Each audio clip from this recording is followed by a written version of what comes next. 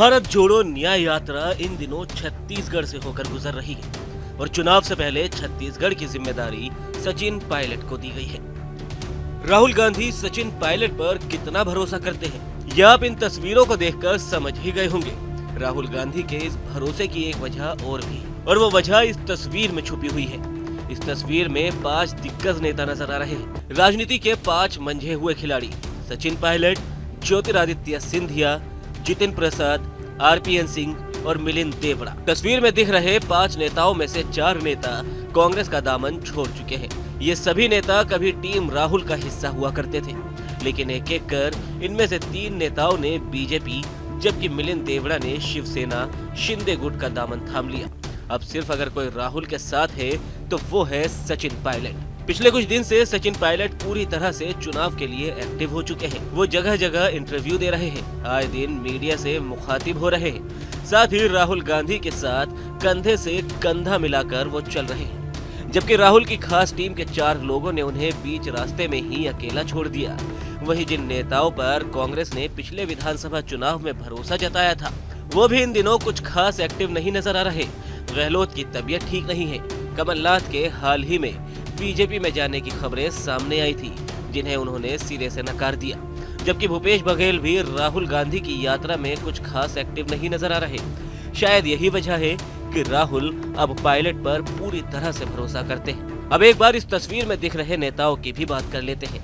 सबसे पहले बात करते हैं ज्योतिरादित्य सिंधिया की, जो कभी कांग्रेस के कद्दावर नेता होने के साथ साथ राहुल गांधी के खासम खास भी माने जाते थे।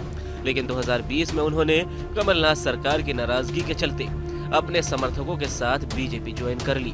2021 में जितिन प्रसाद ने बीजेपी का दामन थाम लिया। 2022 में यूपी विधानसभा चुनाव से ठीक पहले आरपीएन सिंह ने भी बीजेपी ज्वाइन कर ली और अब से लगभग महीने भर पहले ही मिलिंद देवड़ा ने भी कांग्रेस की प्राथमिक सदस्यता से इस्तीफा दे दिया।